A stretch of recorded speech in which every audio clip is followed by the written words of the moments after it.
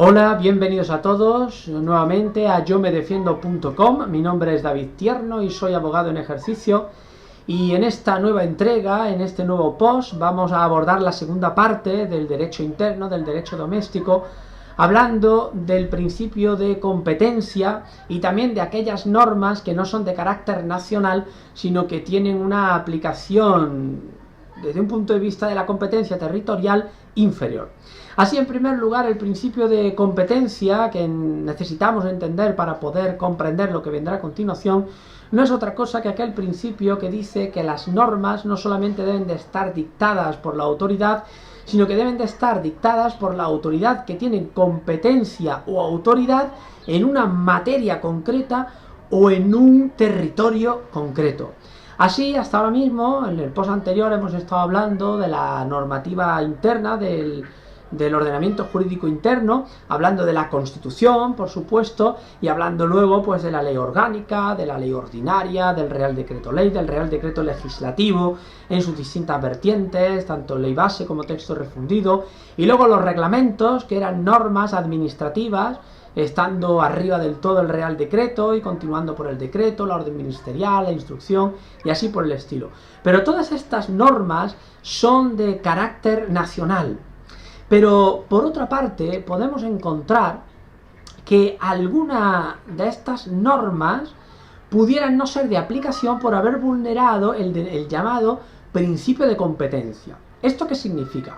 Esto significa que la Constitución, nuestra ley fundamental, reparte las competencias o la autoridad sobre los asuntos sobre distintas bases. Así, por ejemplo, dice que la legislación civil será de competencia exclusiva del Estado.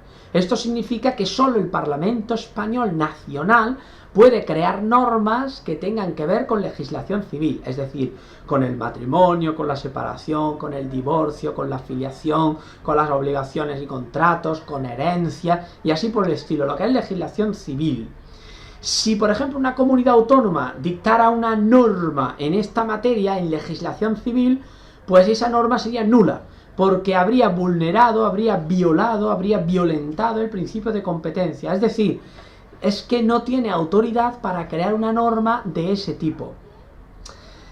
Por otra parte, también establece que, por ejemplo, las normas en materia de sanidad pueden ser transferidas a las comunidades autónomas, como de hecho es el caso, que la mayoría de las comunidades autónomas tienen transferidas las competencias en materia de sanidad, en materia de educación.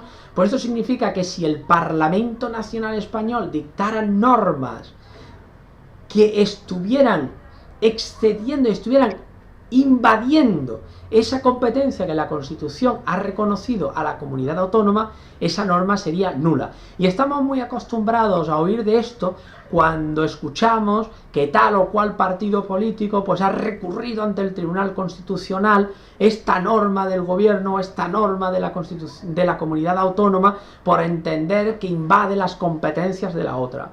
Así que el principio de competencia es muy importante, pues podríamos ganar un pleito por entender, porque el juez entendiera que esa norma no ha sido dictada por la autoridad competente, sino por otra que no tiene autoridad en esa materia. Pero por otra parte también encontramos el principio de competencia desde un punto de vista territorial, porque no solamente encontramos normas de producción nacional, que son básicamente las que encontramos en el Parlamento español, sino que también podemos encontrar las normas de las comunidades autónomas. Así, las comunidades autónomas también tienen su propia legislación, tienen su propia constitución, pero se llama de otra manera, se llama Estatuto de Autonomía. Este Estatuto de Autonomía, por cierto, que tiene que ser aprobado por ley orgánica en el Parlamento español después de haber sido aprobado mediante referéndum en la propia comunidad autónoma.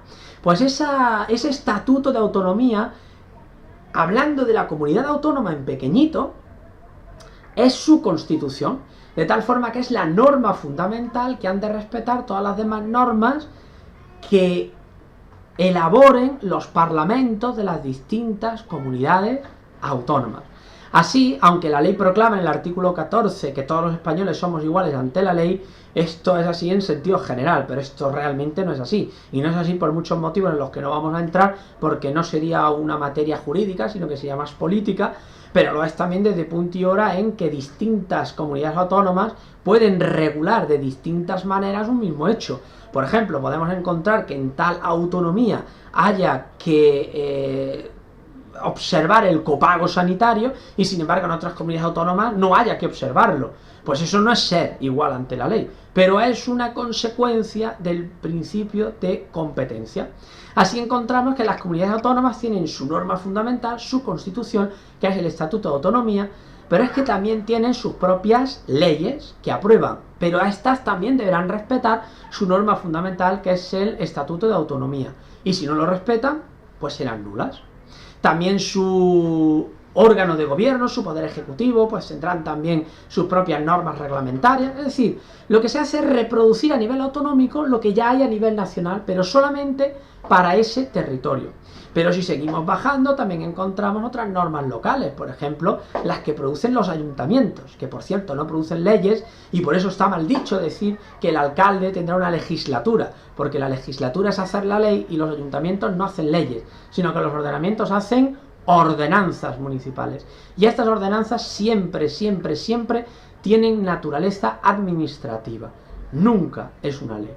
Por lo tanto, dentro de ese principio de jerarquía y ese principio de competencia dentro de lo que es el ordenamiento jurídico interno u ordenamiento jurídico doméstico, también hemos de tener en cuenta qué es lo que dice mi comunidad autónoma al respecto, si tiene competencia para ello, y si seguimos bajando, qué dice mi ayuntamiento, si es que tiene también competencia para ello. Y así con este post terminamos el ciclo dedicado al derecho interno, al ordenamiento jurídico doméstico o interno, y pasaremos a continuación en el siguiente post al ordenamiento jurídico internacional. Muchas gracias y nos vemos en el siguiente post.